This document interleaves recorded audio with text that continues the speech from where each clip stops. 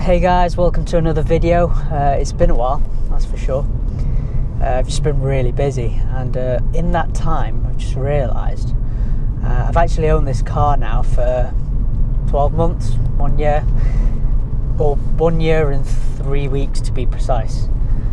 If you've been following this channel, you'll know that I've done countless videos on different things about this CLA 45.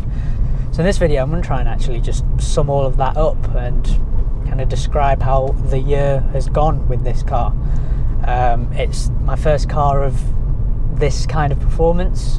Before this I had a diesel BMW 1 Series, nothing flash, nothing powerful. And you know, even 1 year onwards, every time I get into this car, it still puts a smile on my face. So I think it's done its job. One thing that I will note, as I was kind of preparing for this video, I've spent quite a lot of money on it in the space of 1 year, both in terms of maintenance, the things that I've done with the car. Obviously I've wrapped it and everything like that. That's not something I had to do.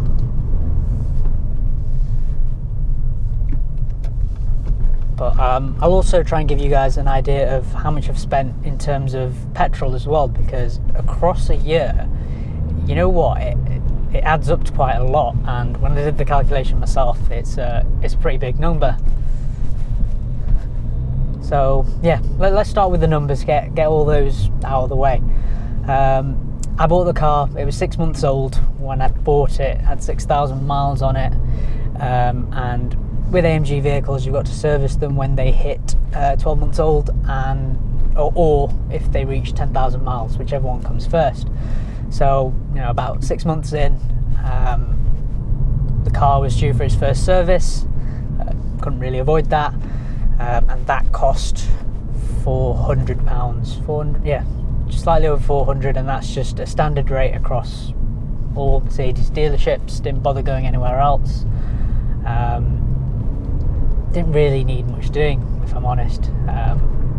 But yeah, straight away, that's, you know, an AMG service there is a markup. They're more expensive than a normal service for a normal car.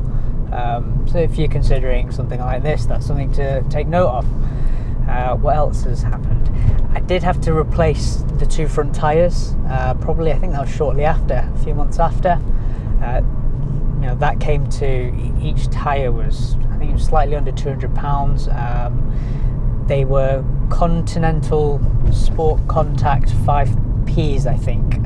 There are a range that you can get, you know, with the, in my opinion, the very best being the Michelin Pilot Sport Super blah blah blah. They're about £200 as well. Not had to do the rear tyres, and you know, the car's now done. Let's have a look. 16,000 miles I've not had to do the rear tyres. So yeah, in that 1 year I've done about 10,000 miles. Whether that's a lot or not, it kind of depends what you use the car for. I use this for pretty much it's my daily car. I know for some people you probably wouldn't drive a car like this too often, but you can. What else in terms of costs? So yeah, tyres and servicing were the two big things. You know, I had a puncture kind of recently, last month, but that was, you know, rather than fork out for a new tyre, I was able to just repair it. That was 15 quid. What else? Right, petrol. As I've mentioned, I do use this quite regularly, so it might vary from person to person. But let's say, you know, for argument's sake, I fill up about probably every 1.5 weeks, 2 weeks, that kind of thing, and it costs roughly £60. Fuel tank on this isn't actually that big. It's I think it's 50 litres or slightly less. Is it 46? Between 45 and 50 litres. That's the size of the fuel tank. So across a month, £120 in petrol, give or take. Multiply that by 12, so what's that? £1,440. Let's just round that up to 1,500. So yeah, £1,500 just in petrol. And you know, you might do more miles than me, so that's something to consider. So straight away, that's what's the total up to now? Slightly under 2,000, just under £2,500 I've spent in a year just on things that I couldn't really avoid. If I factor in, the cost of the wraps and the stupid things that I've done to the car, it does get a bit ridiculous. But like I said, you don't need to do them. I was just a bit of a wally and wrapped the car grey, satin grey. In my opinion, it just makes it stand out so much more. And when the car's standard, it's just a bit plain. So yeah, those are the costs. That's how much it's kind of cost to own this car for a year. What's going on here?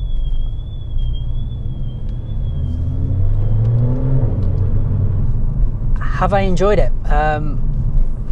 That's a great big fat yes, to be honest. I mentioned right at the start, 12 months on, every time I do climb into this car, it still feels quite special. I'm still driving around in like Sports Plus with the exhaust on and just being a wally, really.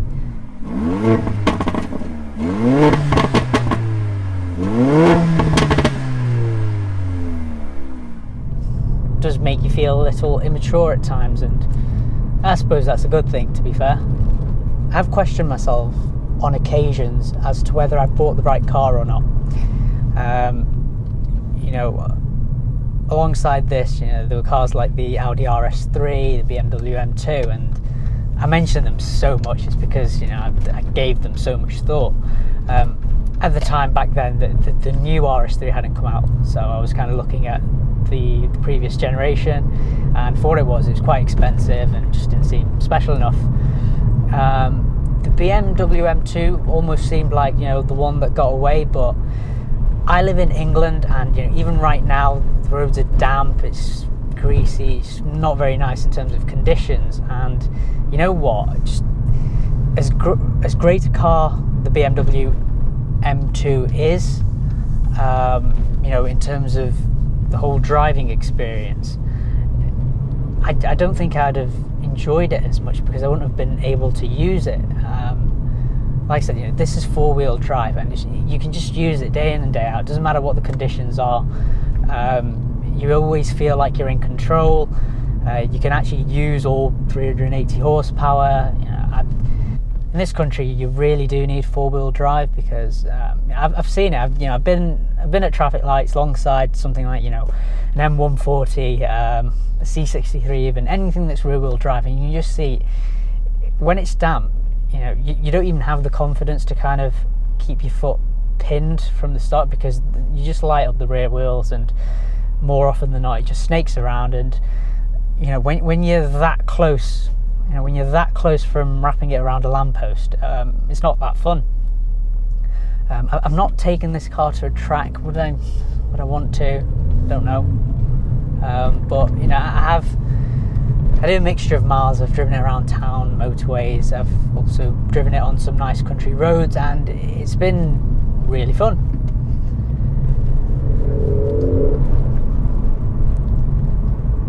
Have things gotten on my nerves? I've been switching around between different cars through the year. So again, if you follow my channel, I've got the Mini Cooper S and also a 1 Series that I drive on occasion. And one thing that I will say is the usability of all of this, the tech and infotainment, isn't as good as the BM. It is a bit annoying, but again, it's such a small thing that I'm not too worried about it.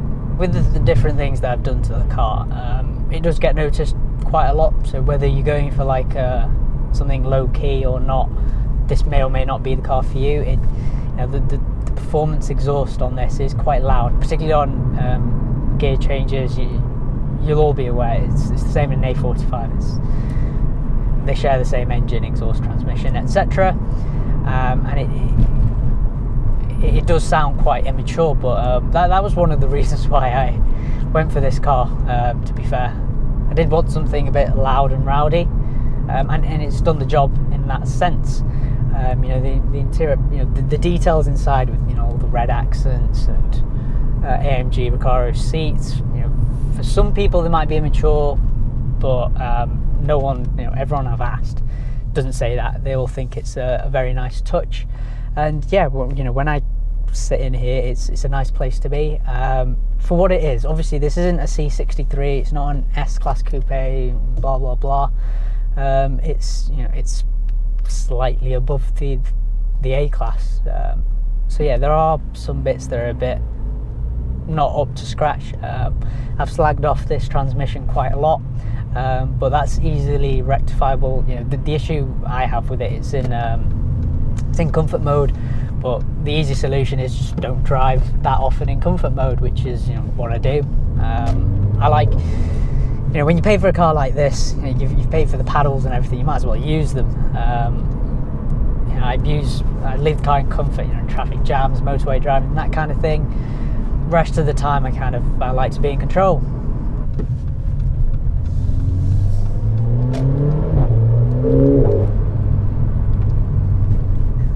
In terms of issues, I have had some issues with the car in terms of like things going wrong, but those were very early on. I think that was from the previous owner and just not having them fixed. It was there was a problem with the start stop and a problem with the launch control, but they were fixed really quickly, to be fair. The issue was a faulty sensor or two sensors, something like that. Since then I've not really had any problems whatsoever.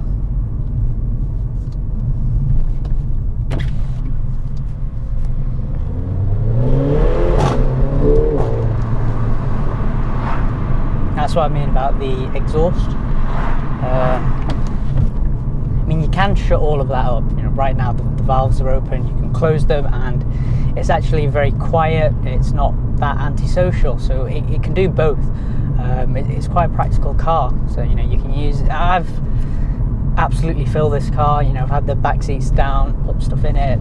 I've moved between here and Liverpool quite a lot. And it's been fine. You don't have to be too precious with it. Obviously with the really low suspension and the splitter, etc., it's quite difficult lifting the car on curbs, but just avoid them. Or, you know, when I know I'm making a journey like that where parking might be a bit of an issue, I'll take a different car. That's the only real consideration. Actually, there's right in front of me, let's try and catch up. There's quite a nice A45 in front of me. I think that's been wrapped in like a weird satiny brown.